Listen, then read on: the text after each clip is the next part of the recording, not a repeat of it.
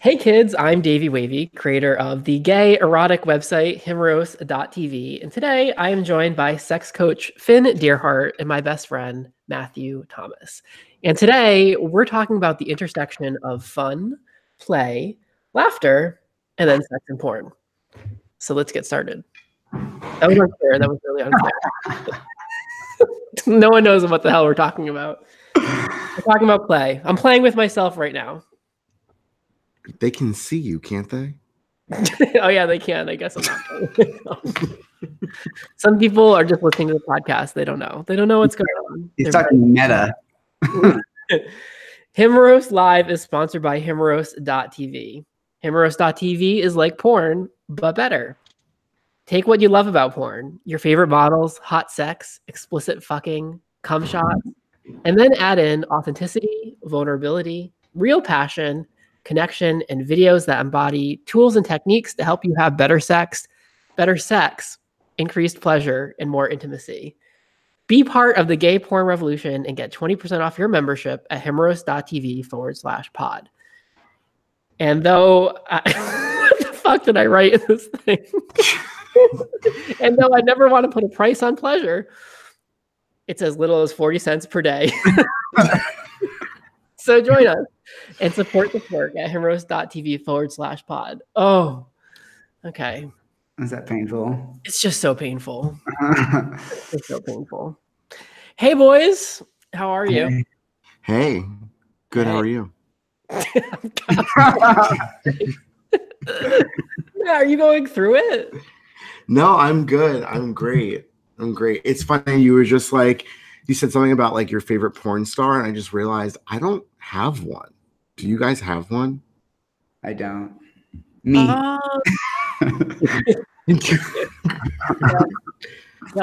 I don't know. It's because I think because I work with so many porn stars that like it's to me they're more like coworkers or something like than like do you mean like do you have a hottest one that you follow like? I don't know, just someone that I guess if you were going to watch porn and jerk off or just watch porn, is there someone that you would like, I wonder if he has a new video. I want to watch it. I like who, and I haven't worked with yet, is Caden Gray, but we will be working with in January in Amsterdam. I really enjoy him. I enjoy him because I think he's physically sexy. He has a big dick, and I think he also has like a perspective. He has something to say. He does a lot of he talks about being HIV positive and what it means to be undetectable, and like I just find him delightful. Okay. Finn, anyone? Yeah, I don't. Okay. Well, I don't have a favorite.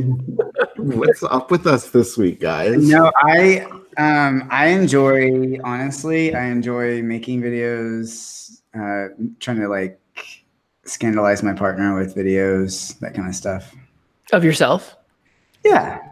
Mm-hmm. Yeah. I'm gonna push boundaries. Yeah. Like I hesitate to say this, but I will. Like little things like, pulling out my camera while I'm in like a lift or something and like pulling my dick out in the back seat and sending him a video of that, like risky things. Ah. Yeah. Quite the little photographer. You actually posted a very cute self-photography image this week of you and your mother, not to switch gears, but that was what was that? What was that for? Oh yeah. So the therapist, Rick Miller, his project, Gay Sons and Their Mothers. I'm doing an interview with him in San Francisco. So he's asked for a picture of my mom and me. So that's really cute. I did an interview with him with my mom. Yeah, I met him at a conference this weekend and we were talking and I was kind of talking about the spectrum of my work and your name came up and he's like, oh, I know him. And then that's how we got into Gay Sons and Their Mothers. And cute. Yeah. Something that Finn helped me with this week was tomorrow I'm posting a YouTube video that explores the sense of scent as it pertains to sex. There's a lot of S words with it. I get very caught up in it. Yeah. But Finn helped with the video concept, and I blindfolded another porn star who I also really enjoy, Calvin Banks. And we put a variety of different items under his nose so that he could smell them and describe what comes up. So it was like, I did my armpit, latex condom, my foot. I found some leaves from the forest, some like earth smells, chocolate, cologne, my underwear, like worn underwear. Apparently I don't really have an odor because I was really interested in like what the underwear was going to smell like. It smelled like fresh linens. I tried like I don't smell. Even if you wear them multiple times and kind of work out in them or something. Well, that's just nasty. Like I'm not gonna. You gotta sweat them up. It's cold where you are. You probably didn't even sweat on them, yeah. Well, I pulled a pair of underwear that I had worn to the gym out of the out of my laundry bin, and it had been kind of like sitting there for a little bit, and like I was like, I don't think this is the smell that you're going for. Is it? Well, not laundry detergent. No, that's not sexy to me. No. It's not. No, it hadn't gone through the laundry yet, but it was just like sitting in a pile of laundry, and it was just, I don't know. Like I feel like it starts to ferment. Like it starts to get more like ball sweat. Oh, not like not just I don't know, not unclean, but just there's a nice musky smell to that will be, unless you use like some kind of laundry detergent that heavily deposits a lot of perfume, and then that kind of overrides anything else, I don't know. I feel smells, and I think that's fantastic. But I think I'm into the absence of smells. Like I like my boys bleached and thoroughly washed. I don't want to smell anything. I don't want to taste anything. I don't want to be reminded that we're animals, that we're living creatures. I want nothing.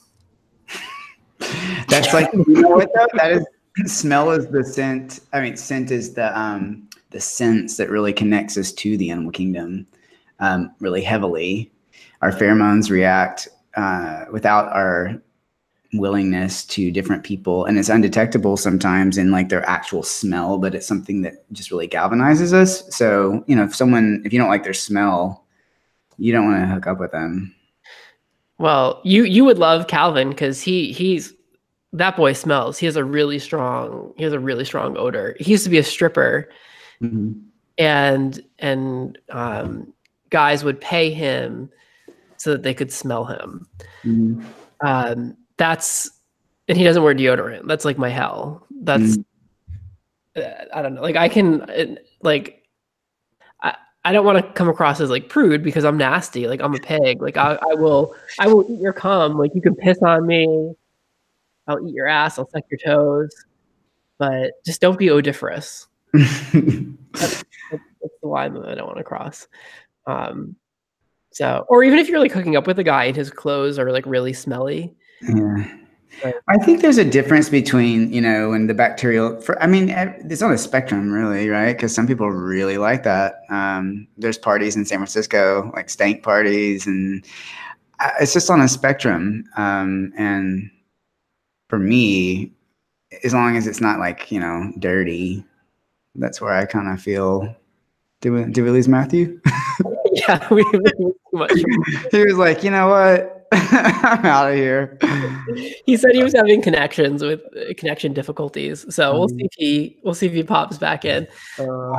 Anyway, you could say that this is a ripe topic for conversation. Right? Yeah, it is. And let's get down to business.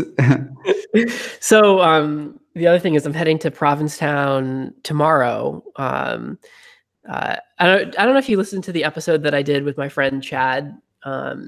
But I think it was called like A Brand New Gay or something. I don't know.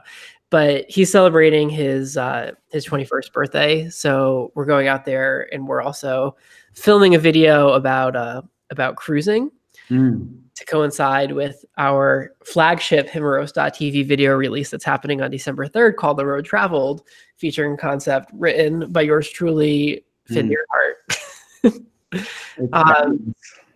What's that? It's fabulous. I love it. Yeah. Hey, Matt, are you back with us? No. I guess not. I just see his like, face in our little like. I know. I love it. So I have a question, Finn, for you though about this came up in conversation this week. Places like, I mean, you live in San Francisco, it's super gay. I'm in Palm Springs often, which is super gay. Mm-hmm. Places like Provincetown. I was talking to a guy this week, and he was saying, I said to him that it's nice to be in Palm Springs because it's refreshing to not always be in the minority. Like as a gay person, mm-hmm.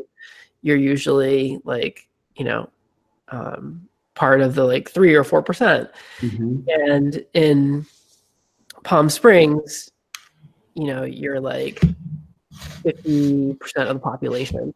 Mm-hmm. And he said, well, don't you think that as a gay person, you have the responsibility to normalize being gay? And if all gay people stick together, then like, how are we going to educate straight people? So in other words, he was saying I shouldn't live somewhere like Palm Springs. I should, I don't know, move somewhere like the deep South. Like how?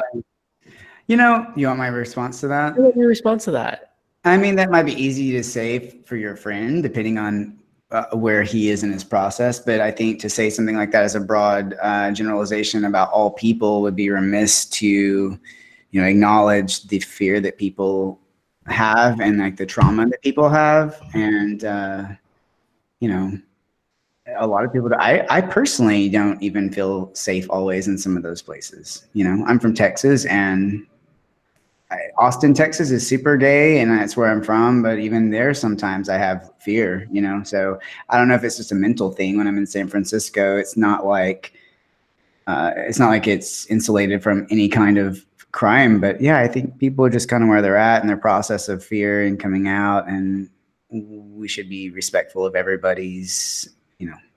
Yeah, there's real reasons to be scared. I mean, I've been personally like outside of Austin, Texas. I got chased in a car all night, and they told me they're going to kill me. And this went on and on for hours, and it ended in a situation where these guys were in a car wreck, and I got away, luckily. So I have associations around Texas of, you know, like keeping my shit together, and just, you know, and it's not everybody's story, but I think we need to be careful. Yeah, it's a legitimate safety concern that, like, in Palm Springs, you don't have to think about. I don't think about holding someone's hand. Like, no one's gonna.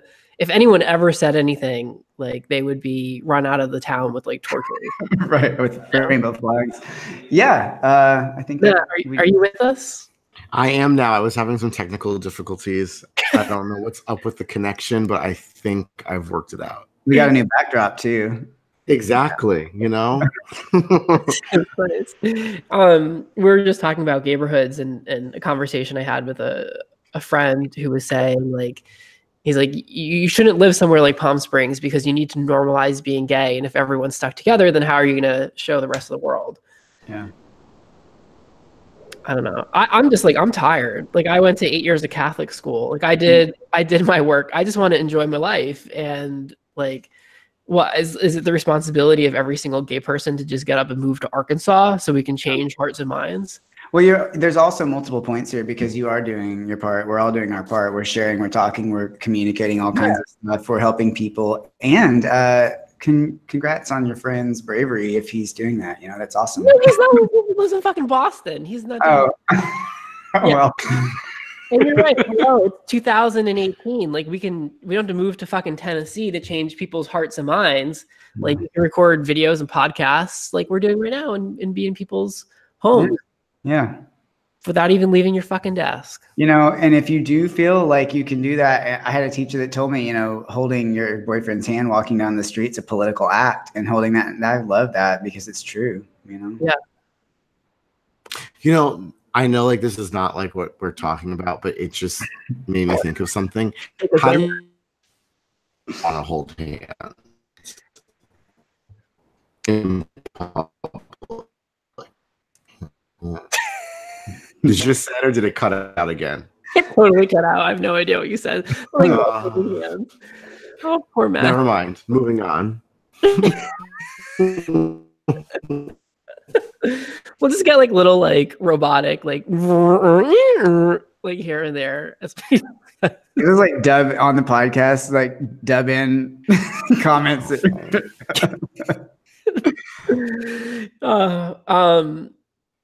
I was also going to say though that like I have no interest in normalizing being gay. Like I don't know. Like I'm interested in showing straight people that like as gay people we're different, and like that those differences can be celebrated. They're important. And you know, like I don't. It's not my goal to like fit in with straight society. I find straight society like fucking insufferable most of the time, you know? Yeah, I think that I truly, this is going to sound very generic, but I think we're all doing the best that we can. And even the people that are oppressors are, my perspective is that they're dealing with the same forces that shaped all of us. And we all need to grow and heal. And wherever you live, do the best you can. Yeah. All right, let's switch gears and talk about this week's video, which is titled "Laughter is Orgasm." This is a video featuring Wyndham Gold and Blake Turner, who both have really beautiful intact penises. Did you notice that? Dripping in foreskin. I think Wyndham has a condition that's called, I learned this week, phimosis. Have you heard of this? That word? No. Yeah, I learned this on Pornhub. There's like a whole genre of phimosis penises. It's when your foreskin doesn't like fully retract. Oh, I didn't realize that was the name for it. Yeah, it's kind of like fetishized. Yeah. So people like seek it out. Anyway, so see all the things you learn. But that is a fairly common occurrence. Yeah. So a lot of guys have to get an operation to fix that. Phimosis. Yeah, not to with mimosas. If it causes any kind of difficulty. No, I just typically go right over my head. I said phimosis, not to be confused with mimosas. Phimosis with the mostest. Oh my god, I'm dead. Yeah.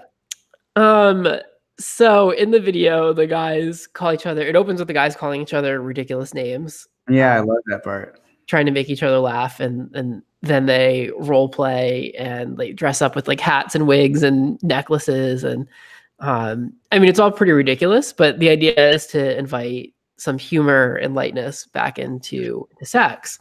Yeah. So I want to read you something. Yes. And tell me what it is that I'm describing. Okay. Okay, go. I felt my body writhe. Oh, I'll do my voice. Hang on. I felt my body writhe and tighten, each muscle flex, as I finally exploded in a burst of joy, my throat gasping for air, my heart pumping, my blood flowing. As a surge of endorphins rushed through my body was taken over, and it felt so good to surrender into something outside of my control.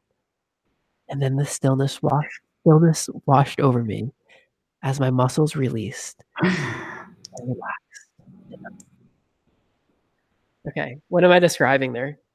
A trip to the grocery store. Orgasm. Is it? Or was I describing laughter, you fucking pervert? Oh, I think that, I mean, that's a good laugh. That's a real good laugh. That's what happens.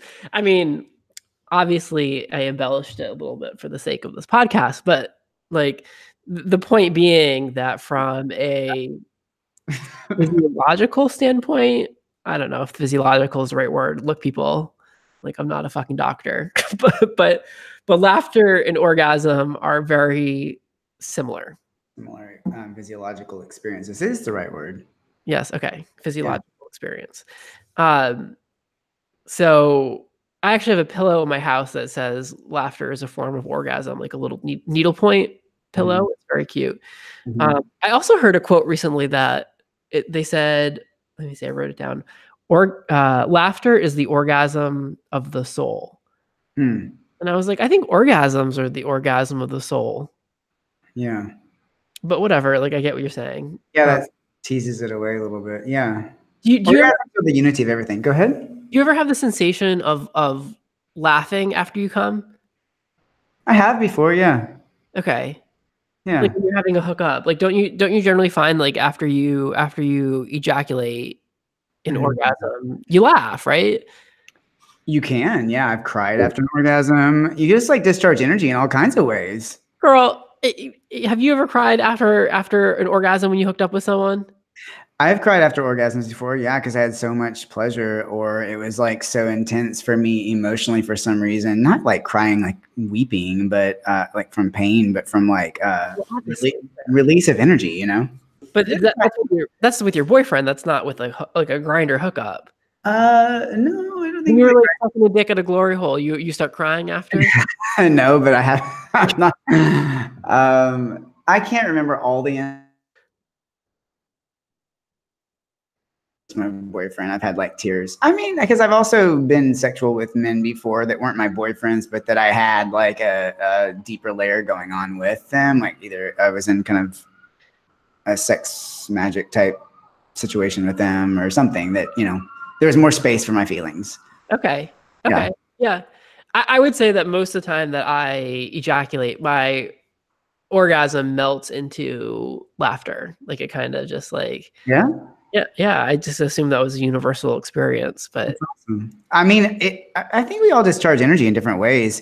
I think that's great because more common, I find guys that don't let their energy out. You know, they just kind of keep it clamped. So if you're laughing or something's coming out besides just the spurts from your cock, that's good. And then throw you a tissue and send you on your way. Yeah. When we filmed The Blessing of the Elder, which features Norm, who at the time was 83 years old when we filmed that, when he was jerking off the entire time he was laughing. And I had never seen that. And so for me, it was like really confusing and kind of like scary. And there were just a lot of things that were different, right? Like I had never seen an 83-year-old naked. I had never seen what an 83-year-old's body looks like. He was pleasuring himself in ways that I was like less familiar with. And so it was a lot of stimulation, but he was like doing these deep laughs while he was pleasuring himself. And you can see some of that in the video.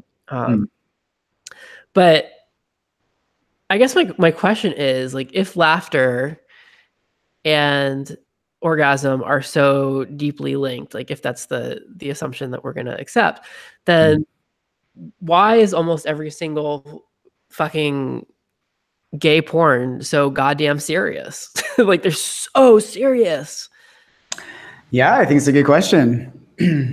I don't know. Like, do you think it's important to infuse sex with laughter?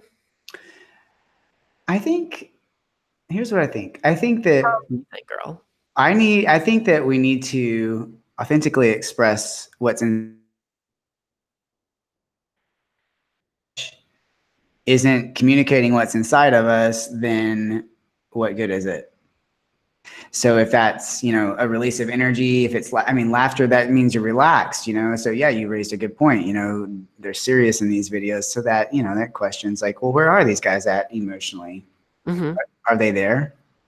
Or is their body in motion? You know what I mean? So I think our emotions are, yeah, it takes a lot to make something mean nothing. So sex means nothing and we just kind of do it casually without having any kind of emotional interface. That means there's something, you know, where we're kind of not allowing our feelings to come through. So even if it's casual sex, we can have a lot of feelings come through. It should be like more of an interaction from the inside outside. It takes sex. What did you say? It takes sex a lot. It takes a lot to make sex feel like nothing. What did you say?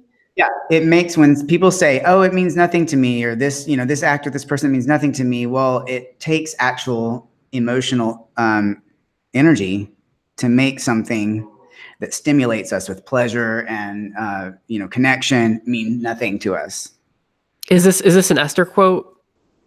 You know what? Actually, there is some Esther Perel in that. Did you read this? No, I just know you like to share her. Oh my God, I love her. But yeah, I think that was her. I could feel her coming through. So the relationship sex therapist. She's fucking amazing. Yeah. But yeah. You saw her recently and you told her that we used one of her quotes in one of our upcoming videos, right? Yeah, it was great. She goes, "Oh, well, which quote did you use?" And I told her that what is it? That if sex is not something we do, it's somewhere that we go inside ourselves with another person or others. Yeah. Which actually kind of works in this, context too. It's a place that we go inside ourselves. So we take, when we have this amazing ecstatic sexual experiences, because we allow ourselves to journey, and that can bring laughter, that can bring tears, that can bring memories that have nothing to do. Actually, Brad was talking about this, remember, on a few episodes back, about the memories that he has through sex. But did you also tell her that we used that quote for a video where it was like gay men having sex in a cruising situation? Yeah, I did. And I told her the context about it, how men have often in the past had no choice but to go looking for that in a secret kind of way. So it was an automatic need to travel somewhere. And yeah. She felt really, she smiled at me with this big warm smile, and she just was like, "That's awesome." She's like, "I get it." Yeah. She's subscribing. Yeah. She's the newest Himeros.tv member. That'd be so cool. Welcome, Esther. She is dynamite. Wow. Yeah. So, all you listeners, I recommend Mating in Captivity. It's an amazing resource to start to understand the splits between relationship and sex. Well, thank you for that plug. Going back to laughter, I also think that, like, aside from maybe the relationship between laughter and orgasm itself, that laughter can be a really good tool in sex in general. To, like, in a hookup example, like when a guy comes in and you can tell that he's very nervous and you guys move to the bed. Yeah. If you crack a joke and make him laugh, I find that it releases some of that tension. Totally. And it can help you guys connect. Absolutely. Yeah, we get so serious, like you mentioned. Not just you mentioned in porn, but yeah, I think just in general we get really serious if we're like, everything needs to ride on a certain kind of expectation, and we get like all uptight. I think if we just relax and laugh and connect as people and drop all that, then absolutely we can have more fun sexually. Yeah, well, I think that life imitates art. That when you watch enough porn where it's so serious, I mean, we know that people are imitating what they're seeing on their screens. And if you're watching something that's like humorless and that's not fun, it's not playful, then that's what happens. So make a joke, fart in his face, do something, laugh. Did you do that in the scent video? Yeah. I did tell him one of the things he was smelling. He was like, "What's that?" And I was like, "It's my hole." And he was like, "Really?" I was like, "No, girl. It's a YouTube video." Anyway, all right, let's get to some of the questions that we have. People have been writing in. If you have a question for us to tackle, please send it to davey@daveywavy.tv. Matt, by the way, is gone. Like, she's gone. I don't know where she went. What was going on with her? Oh, the little pictures at the bottom of the screen, like popping up and then disappearing. Oh, Lord Jesus. All right. Questions. Go. Question number 1. I'm a middle-aged gay guy who is super turned on by anonymous public play, focused on getting head and jerking off. But in my quote-unquote real life, I'm petrified of anonymous intercourse due to fear and insecurity. Any recommendations? So that was the question. What I don't know is, I mean, my question is, what is it that you fear? What's the? Did it really specify? Yeah, that could be right. It's kind of important. And I was thinking, I mean, like, what is it that you would fear about anonymous sex? I was thinking maybe it's like STDs. You could fear like catching something. Like maybe you care about like you're scared that you're gonna get caught. Yeah. Right. Like if you're into public sex and that someone's going to see you and call the police, and you'll get arrested for public indecency. Right. It's a thing. That could be a legitimate concern. He could also fear just rejection in general. Maybe he's uncomfortable with his body. And so I was trying to anticipate that. And my thought is like, depending on what those things are, like if you fear being rejected, you can have anonymous sex through a glory hole. No one's like, if you want to have it, like no one's even going to know who's on the other side. Right. And if it's STDs, like he talked about enjoying like jerking off and getting getting head. Like getting head is low risk, jerking off is no risk. Right. And if you're afraid to get caught, then like you can set up a glory hole in your house, like, or you can go to a safe space, like a sex party where you can facilitate it. So, I mean, those are my thoughts. I was trying to troubleshoot what the fear could be. He also said insecurity. And so maybe it is around his relationship with his body and his sexuality. Yeah.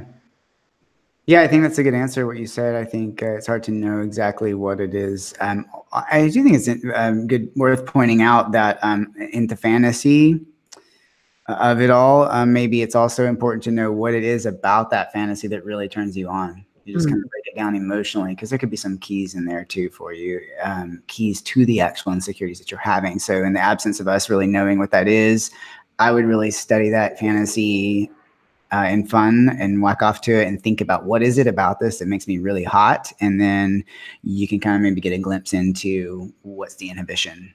Can you elaborate on that? Can you give like an example what you mean? Yeah, because, okay, so underneath the anonymous act, there's all kinds of things that really, there are mechanisms in there for people. One of the most common one though is violation of prohibition. Like that really turns a lot of people on, because it's testimony to the amount of prohibition that we have in our culture around sex. So we don't get really horny when we think about scheduling sex in so much, or, you know, it being like a routine kind of thing. What really gets us off is things that are like naughty, or so violating prohibition is one of the cornerstones of eroticism. So if he really realizes, oh, I'm scared to get caught in public, like you mentioned, but I really like this idea of violating prohibitions, then you can kind of curate those experiences in whatever way that you want that feels safer. Well, that is excellent advice. Thank you. Yeah, and that goes for all fantasies. You break it down to the building blocks, and you can build what you want, get a peak experience out of it. Question number 2. I love flirting with guys and sending my nudes, but I'm always afraid it's going to come back and bite me. Is it realistic to send naked pictures of myself and also expect my privacy to be protected, or should I just quit while I'm ahead? So, well, that makes me giggle a little bit. Why does it make you giggle? Well, I guess I want to know, like, how are you having orgasms? Laughter is orgasm, you know. Little mini ones, anyway. I giggle. I want to know, why would it bite you? Is he gonna like run for president? Like, you know, like there's so much digital data out there. I guess that's a legitimate concern if somebody doesn't really want their identity protected, or are you being in integrity in a relationship, or are you just going to be a politician? Like, what is it? Yeah. The likelihood that you're going to get it come back to you in some kind of negative way, I think seems kind of slim. Yeah, but even if you become like a teacher and like your naked pictures get in the wrong hands, like someone, I don't know, I get it. Also, as someone who has had their naked pictures leaked out, I can speak a bit from experience on this one. I would say that. So he said, is it realistic to send pictures of myself and also expect people to protect your privacy? And my thought is, sending someone your nudes does not, like, by any stretch of the imagination, give them permission or the right to post those images on the internet without your consent. So might it happen? Is it a possibility? Yes. But I think the blame in that situation isn't on you for sending them. It's on those other people for violating your trust, and in many instances violating the law. Like, there's revenge porn laws are becoming a thing, and like they just passed a law in New York City that protects people. So yeah, and there's just a really important accountability piece here that I think that's like, yes, and it's a risk. It's like me being like, oh God, well, I really want to surf, but I'm scared of sharks. Well, decide, do I want to surf or do I want to not surf because I might get bitten by a shark? Right. In a remote chance. It's possible. Yeah. And it's fun and hot to like send naked pictures of yourself to people. Totally. So like, I'm not gonna stop doing that, even though they continue to get leaked out all over the internet. But I don't include identifying characteristics of who it's not, my face isn't in it. So I try to like maximize the fun. Right. Well, that's true. Yeah. If you have an identifying tattoo, you're kind of fucked. But I try to maximize the fun and minimize the risk. But at the same time, I'm like, understanding this person may have a different path in life and a different career. For me, myself, like I produce gay erotic videos. No one is going to be surprised by a Davy Wavy dick pic. Like that's pretty much on brand for me. I'm not running a mega church, you know? So no one's going to say, oh my God, this queen took her dick. Okay, yeah, like she took a dick pic. Mm-hmm. Okay, who's shocked? Raise your hand. Like no one. Mm-hmm. I made this question about me. Like I just had another little orgasm. This question is actually me. I wrote it. It's not true. Okay, question number 3. How do I know the difference between enjoying jerking off and being addicted to jerking off? When does it cross a line? I feel like we've had similar questions to this before, and like I don't think we're going to be able to give blanket advice for this. I think I've heard someone say if it interferes with like other aspects of your life, like if you're jerking off instead of like going out to dinner with your friends, or if you're jerking off instead of going to work, like those are indications that it's a problem. Mm-hmm. Yeah, addicted is a loaded word, and I think that you really emphasized the dick as a part of addicted as you said it. Did you notice that? Addicted. Ted's dick.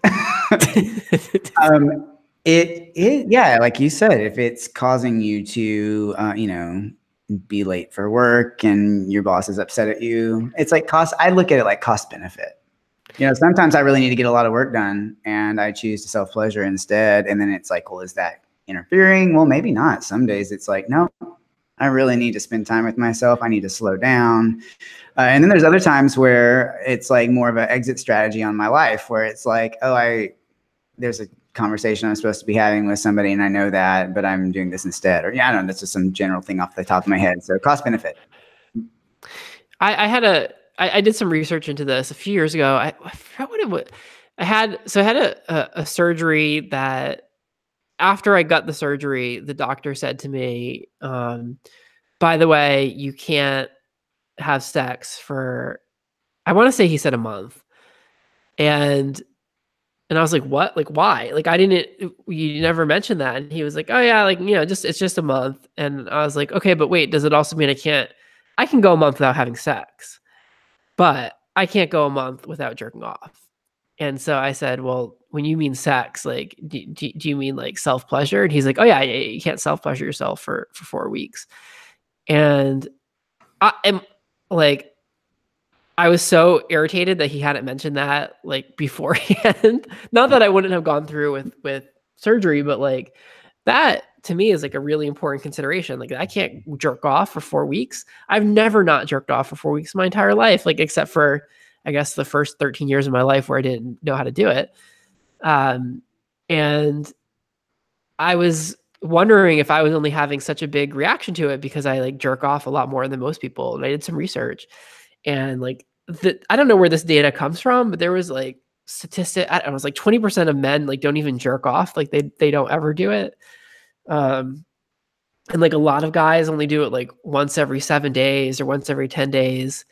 Girl, I do it every day, sometimes twice a day. Like every now and then I miss a day. I missed a day yesterday. And so like today I'm like going cross-eyed.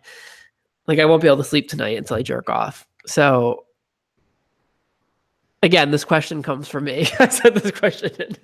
I'm kidding. I didn't. I didn't. He secretly writes all of our questions. All the questions are just me. Yeah. Just different aspects of myself asking. So anyway, I'm just letting this listener know that I've wondered the same thing myself. Yeah. Cost benefit. Yeah, it's very relatable. If you take that addiction word out of there, you have less of a reaction around what's happening. And it's more like, yeah, I like this. Or actually, I need to take a shower and get out the door, whatever, Yeah. All right. So Matt's not coming back. that was that. Next week, we are going to talk about a video titled I don't know. What is next week's video titled? I don't know. Oh, I know what it is. I think is it the I'm Your Brother video? Oh, yep. Yeah. Yep. I'm just excited for the 12-3. 12/3 is big. So on December 3rd, that's the road travel. And that's I'm calling it our flagship release. Really? Well, that is flattering. Yeah, it's pretty extraordinary. And the guys in it too. It's such a great job. Yeah, everything about it is gorgeous. So the point is, now is a great time to join Himeros.tv with a 20% discount at himeros.tv/pod. It's HIMEROS.tv/pod. Finn, where can people find more of you? Please find me, FinnDeerhart.com, FINNDEERHART. Awesome. Thanks so much for listening. And as always, more to come.